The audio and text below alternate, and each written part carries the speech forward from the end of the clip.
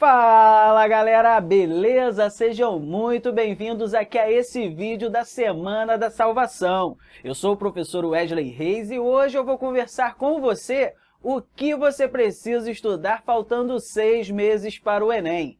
A gente pensa assim, poxa, 6 meses ainda falta um tempinho, não é? Só que daqui a pouco os 6 meses já passaram e o Enem já vai estar aí.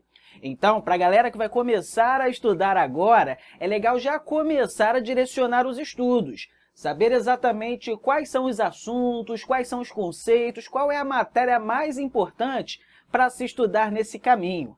Eu sei que tem uma galera aí que já está estudando desde o início do ano, que já está com o ritmo de estudos. Ótimo! Continue nesse ritmo, continue com esse cronograma. Mas para a galera que vai começar agora, precisa já começar a direcionar os seus estudos para a prova. Então, faltando 6 meses, a gente não tem tempo para estudar tudo, toda a matéria do ensino médio. E é por isso que eu estou trazendo esse vídeo aqui para você, para falar o que você precisa estudar nesses 6 meses até o dia da prova. Beleza? Tranquilo? Então vamos comigo? Vamos conversar sobre esses assuntos? Ótimo! Bem, o que a gente precisa estudar? Bem, se você reparar aqui no quadro, eu coloquei basicamente toda a ementa do ensino médio, que vai lá desde cinemática até eletricidade, magnetismo e eletromagnetismo. Mas é claro que desses assuntos é muito legal a gente saber o que a gente precisa estudar em cada um desses pontos. Em qual dessas áreas aí que a gente tem que estudar. Ou seja, quais são os assuntos mais importantes. E por isso que eu vou conversar com você agora, tá? Sobre os pontos mais importantes dessa matéria que você precisa começar a estudar agora. Vamos lá. Olha, é importante que depois que eu falar toda essa matéria aqui, todos esses assuntos, é importante que você monte o seu plano de estudos, tá? Você tem 6 meses, é importante que você pegue toda essa matéria e distribua aí ao longo dos 6 meses. Show de bola? Então vamos lá. A gente pode começar aqui por cinemática. O que é importante de cinemática para estudar ao longo desses 6 meses? É importante que você tenha uma noção clara do que é a velocidade. É muito importante também que você tenha uma noção clara do que é movimento e os tipos de movimentos. Por exemplo, o que é importante ali sobre movimentos que eu preciso estudar? É importante que você saiba a diferença entre o movimento uniforme e o movimento uniformemente variado. É importante que você também conheça as equações que descrevem esses movimentos. Além disso, é muito importante também que você conheça os gráficos que representam esses dois tipos de movimentos. Por exemplo, se a gente está falando de um gráfico da posição em função do tempo, quando a gente fala de um movimento uniforme, a gente vai ter uma reta crescente, decrescente, vai ter uma parábola, enfim, é importante que você saiba reconhecer esses tipos de gráficos. Também é muito importante que você saiba calcular a velocidade média, principalmente quando a gente tem 2, 3, 4 trechos de viagens aí com velocidades diferentes. O Enem costuma cobrar provas, quando está falando desse assunto, costuma cobrar em sua prova, né, questões que falem sobre velocidade média, principalmente quando a gente tem ali 2 trechos com velocidades diferentes. Então é importante que você saiba resolver isso, que você olhe para uma situação e saiba, por exemplo, que um caminhão de transporte, que um carro percorreu um trecho de uma viagem com uma velocidade e o outro trecho com uma outra velocidade. É importante que você saiba calcular a velocidade média aí nesse intervalo, em todo esse trecho, não apenas no primeiro ou no segundo, mas ao longo de toda a viagem. Então isso é algo que você precisa colocar aí no seu cronograma para estudar, beleza? Além de cinemática, é muito importante também que você conheça algumas coisas sobre dinâmica, como, por exemplo, força. O que é a força? Quais são os tipos de forças? Como representar essas forças e como calcular as forças. Por exemplo, é importante que você saiba que a força é uma grandeza vetorial. Logo, a força tem o quê? Tem um módulo, tem uma direção e tem um sentido. Então, é importante aí que você saiba olhar para uma força e você saiba calcular o valor, o módulo dessa força. Sim, é importante. Mas é importante também que você saiba qual é a direção e o sentido dessa força. Por exemplo, quando a gente está falando de força-peso, para onde que a força-peso está apontada? Ela está sempre apontada para o centro do planeta, ou seja, para baixo quando a gente está falando de uma superfície terrestre, beleza? A força normal é uma força que o plano vai exercer sobre um corpo que está apoiado sobre ele. E para onde que está apontada essa força normal? Essa força normal é perpendicular à superfície de apoio. Então, é importante que sempre que você estiver falando de forças, você saiba representar a direção e o sentido dessas forças. Não apenas saber calcular ali o valor da força, beleza? É claro que é também importante que você saiba calcular o valor da força. Por exemplo, se a gente está falando da força-peso, quanto que vale a força-peso de um corpo que tem 50 kg? Para determinar a força-peso, você vai multiplicar a massa com a gravidade, e aí você vai conseguir saber a força-peso que está atuando sobre esse corpo, beleza? Então, quando a gente está falando de forças, é importante que você saiba isso. Saiba o que é uma força, os tipos de forças, saiba calcular o valor da força e também representar a direção e o sentido dessas forças através de um vetor, beleza? É claro que quando a gente está falando de força, meu amigo e minha amiga, o que a gente está falando também? A gente está falando das leis de Newton, então você não pode deixar de estudar as leis de Newton. Embora assim, seja importante pra caramba, claro, as leis de Newton é muito importante, você nunca tem que deixar de estudar elas. Mas existem outros assuntos mais importantes aí que eu vou falar daqui a pouco. Mas quando a gente está falando de leis de Newton, é muito importante que você conheça as 3 leis de Newton, como, por exemplo, a inércia, a dinâmica e a ação e reação. A inércia, por exemplo, é aquela situação do corpo se manter em seu estado de movimento, a menos, claro, que uma força externa atue sobre ele. Então, se um corpo está em repouso, ele vai continuar em repouso. Se um corpo está em movimento, ele vai continuar em movimento retilíneo e uniforme, a menos que uma força resultante diferente de zero atue sobre esse corpo. Já a segunda lei de Newton diz para a gente o quê? Que quando a força atua sobre um corpo, quando uma força é diferente de zero e atua sobre um corpo, esse corpo vai ganhar uma aceleração. E essa aceleração é diretamente proporcional à força aplicada sobre esse corpo e inversamente proporcional à massa desse corpo. Ou seja, quanto maior a força, maior a aceleração. Quanto maior a massa, menor é a aceleração. Já a terceira lei de Newton diz para a gente que quando a gente aplica uma força sobre um corpo, esse corpo vai reagir e aplicar uma força sobre a gente. É a ideia de ação e reação. E essas forças de ação e reação sempre têm o mesmo módulo, têm a mesma direção, mas sentidos contrários. Eu aplico uma força sobre você, você aplica uma força sobre mim, beleza? Ah, e um detalhe, quando a gente está falando de ação e reação, essas forças não se anulam. Por que não? Porque são forças aplicadas em corpos diferentes. Beleza, meu amigo ou minha amiga? Conseguindo se ligar aí no que a gente tem que estudar aí ao longo desses 6 meses? Ótimo, é isso mesmo. Bem, a outra coisa também que é legal você dar uma olhada é na parte de hidrostática. Tudo sobre hidrostática? Não, nem sempre cai tudo de hidrostática. Na verdade, quase nunca cai hidrostática. Mas é importante que pelo menos você tenha uma noção do que é uma pressão, pressão hidrostática, pressão atmosférica. É importante que você conheça o princípio de Stevin, o princípio de Pascal e também a ideia do empuxo, ou seja, que quando um corpo está submerso, quando um corpo está imerso em um líquido vai exercer uma força sobre esse corpo. Essa força é chamada de empuxo.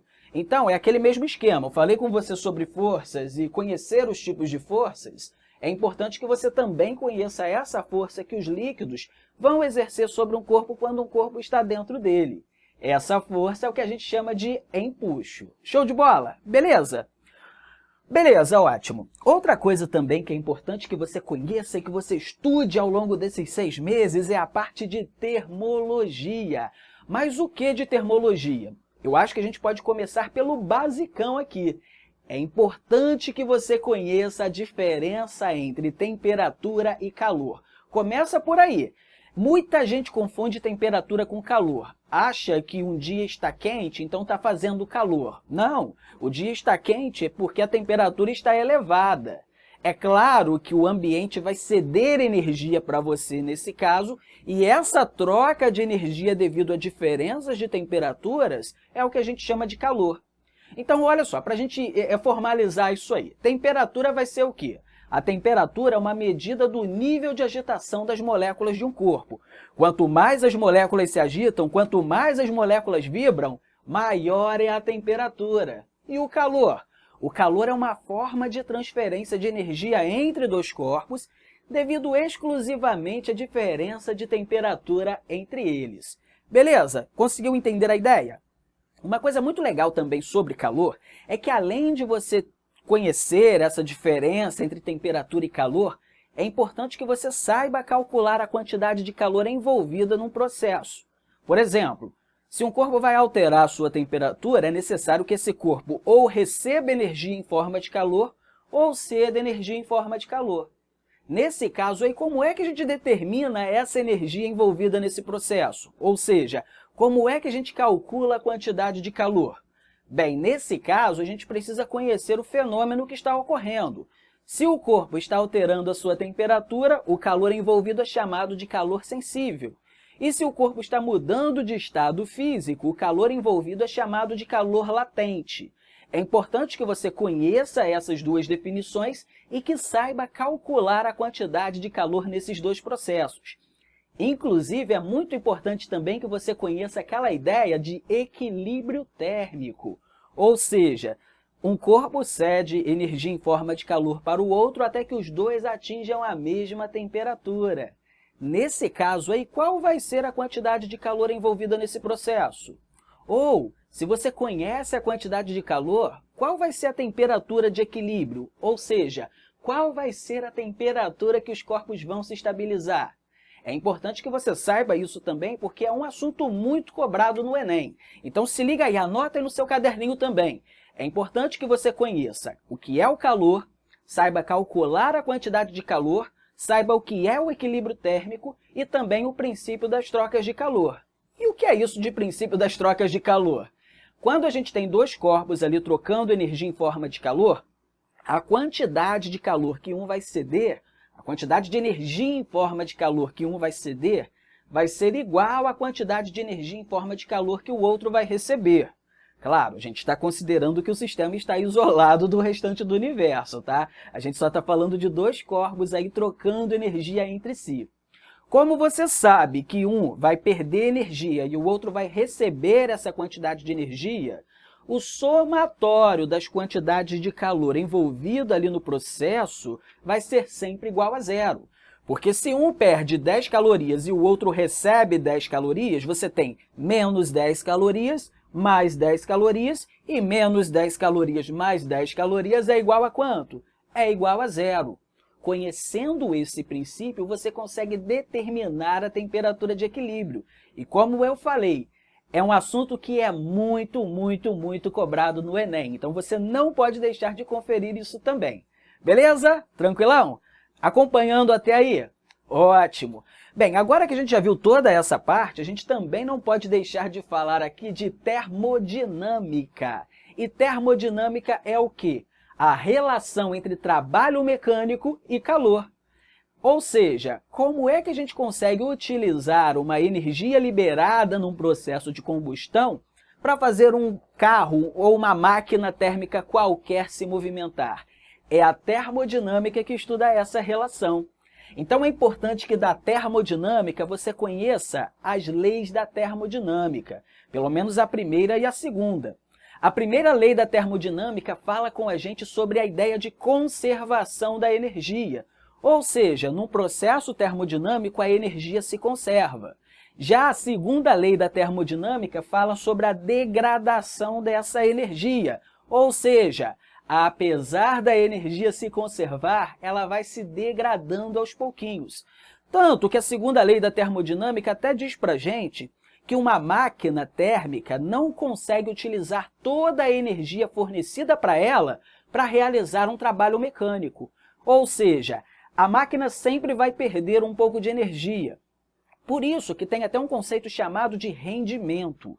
O rendimento de uma máquina diz para a gente o quanto da energia fornecida para essa máquina em forma de calor foi efetivamente utilizada para realizar um trabalho mecânico. Essa é a ideia do rendimento. Então, é importante que você conheça essas leis da termodinâmica e também conheça essa ideia do rendimento.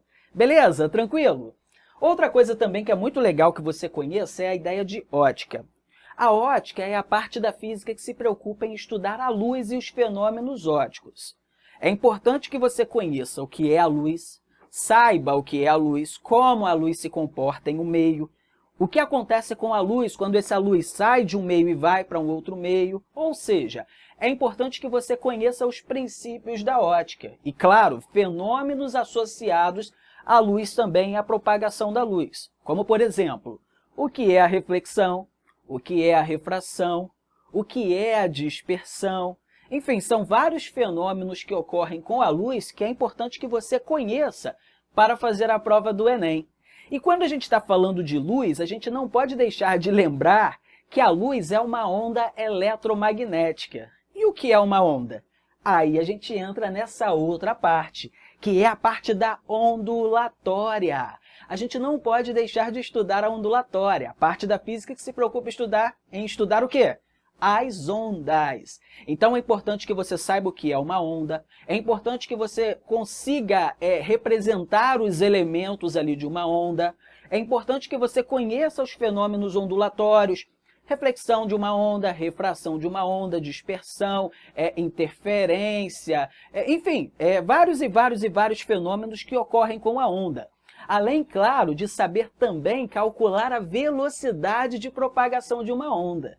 Por exemplo, se você conhece uma onda, tem ali uma onda, e você conhece o comprimento de onda dessa onda, você conhece a frequência dessa onda. Com essas duas coisas, você é capaz de determinar a velocidade de propagação dessa onda. E um detalhe, meu amigo ou minha amiga, essa parte de ondulatória é um dos assuntos mais cobrados no Enem. Sabe, tudo que eu estou falando aqui com você, existem duas coisas que você não pode deixar de estudar. E são duas coisas que são extremamente pequenas em nível de conteúdo, mas que são muito cobrados na prova. Um desses assuntos é a parte de ondulatória. Então, guarda bem isso aqui.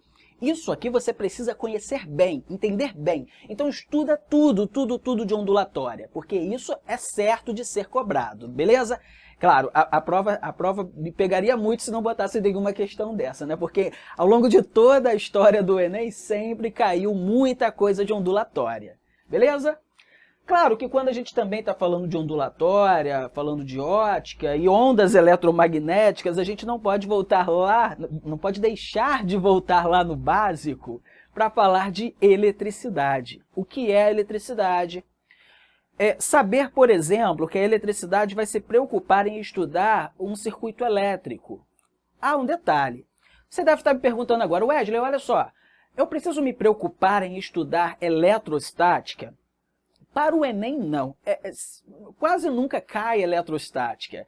E se cair é uma coisinha muito simples. Então, se você tiver de focar os seus estudos, você deixa a eletrostática para o final, sabe? Se você tiver tempo, pelo menos para dar uma olhadinha nos princípios básicos da eletrostática.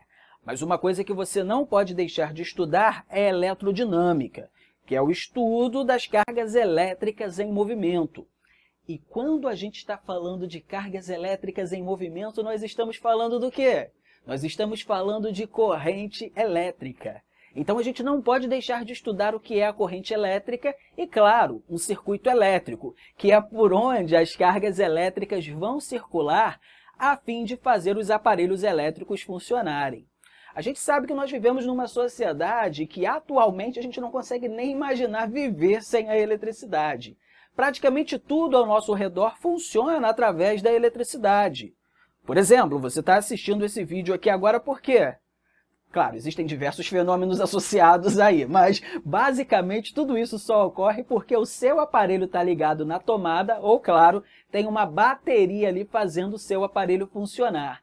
Então tudo na sociedade atual funciona através, não tudo, né? Mas boa parte do que a gente conhece na sociedade atual funciona através da eletricidade. E claro, quando a gente fala de um circuito elétrico, nós estamos falando disso. Nós estamos falando ali de cargas elétricas se movimentando e transportando energia elétrica de um ponto ao outro desse circuito. É por isso que é importante que você conheça o que é um circuito elétrico e os elementos de um circuito elétrico. Por exemplo, o que é um gerador elétrico? Bem, um gerador normalmente é aquele elemento que vai transformar outras formas de energia em energia elétrica. A bateria transforma energia química em energia elétrica. O gerador que está lá na usina hidrelétrica transforma energia mecânica em energia elétrica. Então a gente tem ali sempre no gerador a conversão, a transformação de outras formas de energia em energia elétrica. E essa energia elétrica vai chegar nos aparelhos como? Através dos fios condutores. A gente vai ter ali a carga elétrica pegando essa energia elétrica e levando até os aparelhos, levando pelos fios condutores, já que os fios condutores vão servir de vias, de caminhos, de pistas para essas cargas se movimentarem e levar a energia elétrica até o aparelho. É claro que existe um outro processo aí também, né? Afinal de contas, quando a gente está falando de circuito elétrico e corrente elétrica, a gente pode ter a corrente elétrica contínua ou alternada. Mas, normalmente, na prova lá do Enem, é cobrado os circuitos elétricos simples que funcionam como uma corrente elétrica contínua, que é aquela corrente em que as cargas elétricas vão se movimentar em apenas um sentido. A alternada, que é a que a gente utiliza em nossas casas, que vem lá da usina hidrelétrica até os nossos aparelhos, as cargas elétricas não saem de lá e chegam até as nossas casas. As cargas elétricas ficam oscilando. E aí, claro, com esse movimento oscilatório, a energia elétrica aí é transportada desde a usina até, claro, o aparelho que você está utilizando. Beleza? Mas voltando aqui no circuito elétrico, tá? A gente tem ali o gerador, tem os fios condutores e tem o aparelho que vai pegar essa energia e transformar em outras formas de energia, ou seja, os receptores. A gente pode ter um receptor resistivo, que normalmente a gente chama aí de resistor. Esse receptor normalmente pega a energia elétrica e transforma em energia térmica. É claro que ao fazer isso, o resistor, como o próprio nome já diz, vai resistir à corrente elétrica, beleza? Como vai resistir à corrente elétrica, o resistor tem uma característica chamada de resistência. E o que é a resistência?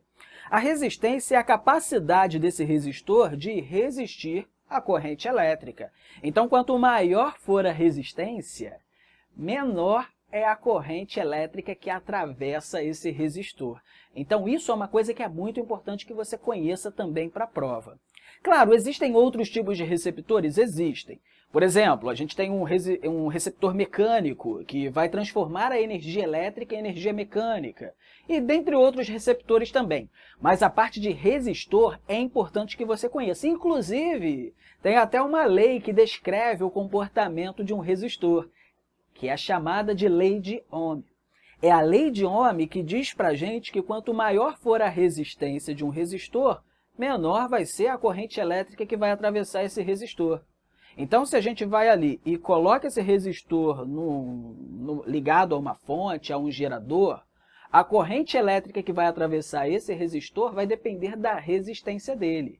Quanto maior a resistência, menor é a intensidade da corrente elétrica. Enfim, meu amigo ou minha amiga, então são essas coisas que é importante que você conheça aí sobre eletricidade para fazer a prova do Enem. Ah, sim, aí você deve estar me perguntando, Wesley, olha só, onde que eu consigo aprender tudo isso? É muita coisa para aprender, sim, é sim, mas lá na nossa plataforma do Ciência em Ação, você consegue ver todo esse conteúdo já de forma direcionada e também com um plano 100% automático. Como assim um plano automático? Um plano de estudos automático. Quando você acessa a plataforma do Ciência em Ação, e isso daí é uma coisa que eu acho muito legal para falar com você, porque é uma coisa que eu acho sensacional, você vai pegar, vai preencher um cadastro, o sisteminha já sabe lá a data da prova, e aí vai calcular para você, baseado no tempo disponível para estudo, o que você vai estudar ao longo desses 6 meses que estão faltando. Então você vai entrar lá, vai fazer um cadastro rapidinho, vai falar, tenho tantas horas aí por semana. Aí o sistema vai fazer um cálculo e vai botar lá para você o conteúdo que você tem que estudar ao longo das semanas. É claro que o sistema, pelo fato de ser automatizado também, ele indica para você o seguinte, olha, seria o ideal que você estudasse tantas horas por semana para conseguir ver todo o conteúdo. Aí você fala, ah, beleza, vou estudar isso, ótimo, show de bola. Mas você fala, não tenho tanto tempo, vou estudar um pouquinho menos. Aí ele vai selecionar para você os conteúdos mais importantes e vai entregar para você conseguir estudar ao longo desse tempo que está faltando para a prova. Então, sem dúvida, a nossa plataforma lá eu acho uma coisa bem legal por isso. O Paulo Valim, quando montou esse sistema junto com os programadores, eu achei uma coisa muito legal mesmo, porque é um sistema todo automatizado, sabe? Que aí meio que vai te direcionando o que você tem que estudar. Eu sempre achei, uma das coisas que eu sempre achei mais dificuldade para estudar é a parte do planejamento. Porque se você não tem um bom planejamento de estudos, dificilmente você consegue estudar com eficiência. E essa paradinha aí lá da plataforma eu acho legal por isso, porque poupa o seu tempo de montar o planejamento, porque o próprio sistema já vai montar esse planejamento para você. Beleza? Então tudo isso daí você pode conferir lá na plataforma. Mas beleza, meu amigo ou minha amiga, tá faltando falar com você aqui do mais importante. Eu falei sobre energia elétrica e puxei para o assunto aí para falar da plataforma, porque é algo bem legal mesmo para se falar, mas eu esqueci de falar sobre a ideia de produção de energia elétrica. É importante que você conheça os princípios básicos por trás da produção da energia elétrica, principalmente as ideias do eletromagnetismo. Por exemplo, a lei de Lenz e a lei de Faraday, que explicam como, através de um processo ali eletromagnético, vão fazer com que a energia mecânica seja transformada em energia elétrica. Isso, claro, ocorre, por exemplo, numa usina hidrelétrica ou termoelétrica, em que vai ter um movimento ali de um gerador e esse movimento vai produzir energia elétrica. Tudo isso é explicado através da lei de Lenz e Faraday. Beleza? E tudo isso, claro, está lá dentro do eletromagnetismo. Então, também é um assunto que você não pode deixar de estudar. Beleza? Ah, sim, claro, a gente está falando aqui de produção de energia e eu, inclusive, falei que tinha dois assuntos que era extremamente importante que você estudasse. Sim, um é ondulatória e o outro é tipos de energia. Meu amigo ou minha amiga, você não pode ir para o Enem sem saber quais são os tipos de energia. Por exemplo, que a energia do movimento é energia mecânica, que a energia envolvida ali com processos térmicos é a energia térmica. Saber, por exemplo, outros processos de conversão de energia também e quais são as formas de energia envolvidas nesses processos. Por exemplo, uma usina eólica. Numa usina eólica, você tem o vento ali se movimentando, certo? Normalmente a gente fala de energia eólica porque é um termo comercial. Mas se você parar para pensar, a gente tem o quê? Energia de movimento. E energia de movimento é a energia o quê? Mecânica ou cinética se o corpo já estivesse se movimentando. Aí você tem aquela energia ali mecânica sendo transformada em energia elétrica através o quê? Do movimento das hélices quando o vento passa, beleza? Então, você conhecer aí também os tipos de energia e os processos de conversão de energia envolvidos nas usinas, nos tipos de usinas, é extremamente importante, porque isso é algo também muito cobrado aí nas provas do Enem. Enfim, meu amigo ou minha amiga, eu quis vir aqui rapidinho com você, tá? Nessa semana aqui da salvação, para falar com você sobre o que você tem que estudar faltando 6 meses para o Enem. É importante que depois você volte esse vídeo, vá pausando, vai anotando tudo que eu falei com você, porque é muita coisa para falar realmente aqui em um único vídeo, não é? Mas você anotando tudo isso e começar já a direcionar o seu estudo para esses pontos que eu falei, você vai conseguir cobrir os assuntos mais importantes aí para a prova. E claro, são assuntos que você consegue estudar nesses 6 meses. E aí foi o que eu falei com você. Se você tiver aí alguma dificuldade para montar um planejamento, lembre-se que lá na plataforma do Ciência em Ação, o planejamento é feito de forma automática, então você não precisa se preocupar com isso. Se você já é aluno aí da nossa plataforma desde o início do ano, continue estudando o planejamento que está vindo, tá? Continue levando esse planejamento porque ele foi montado desde o início até a data do Enem. Agora, se você não é aluno e quer fazer parte aí do Ciência em Ação, quer ser nosso aluno, quer ir lá estudar com a gente, você vai ter um planejamento de estudos começando a partir do momento que você fizer o seu cadastro até a data do Enem. Mas aí você vai me perguntar, Wesley, olha só, quando é que eu começo a estudar? Quando é que vai ser a próxima turma? Vai ser no momento em que você fizer o seu cadastro. No momento em que você fizer o seu cadastro, o sistema vai montar um plano automático e personalizado para você. E claro, tudo isso aí a gente vai ver lá na plataforma. Além, claro, de ter as aulas gravadas, tem também exercícios resolvidos em vídeo, e isso é uma coisa essencial e é um diferencial. Porque assim, por mais que você veja o conteúdo é importante demais que você veja. Mas em ciências, principalmente na parte de física, se você não exercitar, se você não praticar, é difícil você conseguir realmente aprender. Então é muito importante que você exercite. E você tendo os exercícios feitos lá em vídeo, resolvidos em vídeo, você consegue ver os caminhos da resolução de um problema. Isso ajuda bastante. Além da resolução aí em vídeo, você também conta lá com uma monitoria, tá? Com professores da área também. Então, por exemplo, se você tiver alguma dúvida de física, você vai mandar lá para a monitoria vai te ajudar, te auxiliar a chegar à resolução aí desse problema e conseguir sanar essas dúvidas. Fora as diversas outras coisas que a gente também tem lá na plataforma. Tem o simulado ao final de cada módulo, então você vai estudar um módulo, vai fazer os exercícios complementares, depois tem o simulado também que você pode fazer para ver como que você está se saindo no conteúdo, na matéria. Para quem vai fazer provas específicas, também tem a parte da Zona Nerd, que é uma sessão especial para quem vai fazer específica e vai fazer uma área de medicina, por exemplo, que tenha específica de alguma área, seja química, física ou biologia. A Zona Nerd são os exercícios mais pesadinhos, que a gente apresenta os exercícios e também resolve esses exercícios para você. Então, assim, tem muita coisa lá da plataforma que você não pode deixar de conferir. Então, se você não é nosso aluno, vem, aproveita essa semana aí da salvação, tá? Que a gente está aí com um desconto especial, tá com um cupom de desconto, que inclusive está aqui na descrição.